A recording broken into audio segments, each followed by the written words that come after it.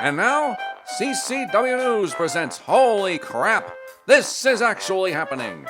Don't Trust Your Lying Eyes edition, March 13, 2022. I'm Chuck U. Farley.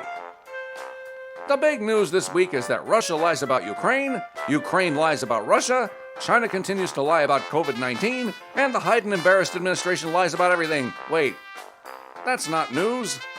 Oh well, here on CCW News, we're going to unpack it anyway.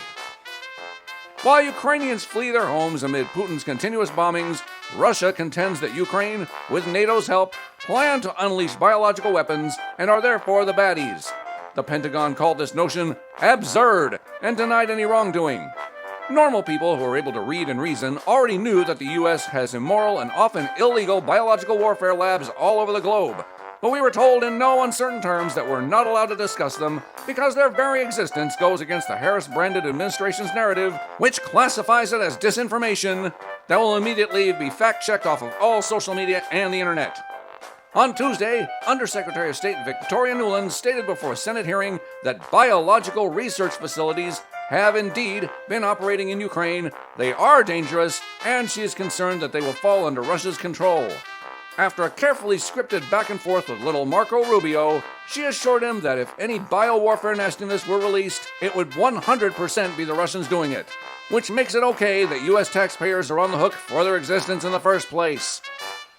Of course, China, being almost as transparent as the Biden Reich, chimed in with her own demands. Spokesperson for the Chinese Foreign Ministry, Zhao Lijian, said, in particular, the U.S., as the party that knows these laboratories the best, should publish relevant specific details as soon as possible, including the types of pathogens stored and the research conducted, in order to ensure the health and safety of people in Ukraine, the surrounding areas, and even around the world. When asked if China would do the same for their own bioweapons lab in Wuhan, Lijian's phone suddenly lost all connectivity. Meanwhile, Canadian dictator Justin Trudeau went to Europe for a PR photo shoot to virtue signal his support for Ukraine along with other socialist leaders and to take a break from lying about his own people.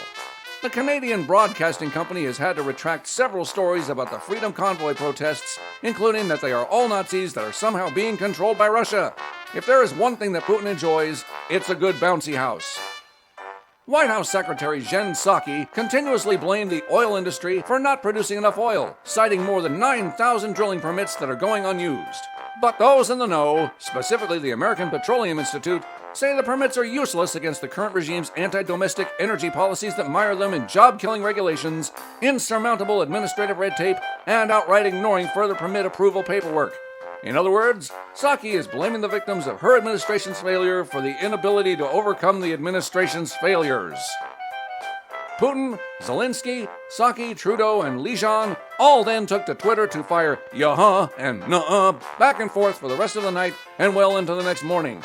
Remember, kids, President Trump was banned for life for not being involved in any way when boomers were allowed to wander around their own building, but every tin-pot dictator and tyrant still has free reign on all social media, including, yes, the Taliban.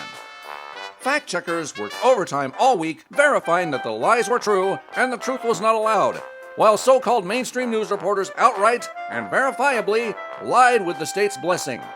Comedians like Russell Brand and Joe Rogan, who simply ask questions, are under fire for asking questions, mainly because they're reporting the news that the news industry gets paid by the government to ignore.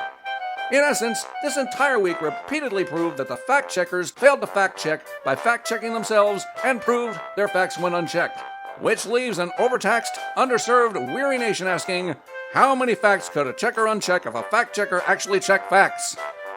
For CCW News, this has been Holy Crap! This is actually happening. I'm Chuck U. Farley. Good night, and may God help us.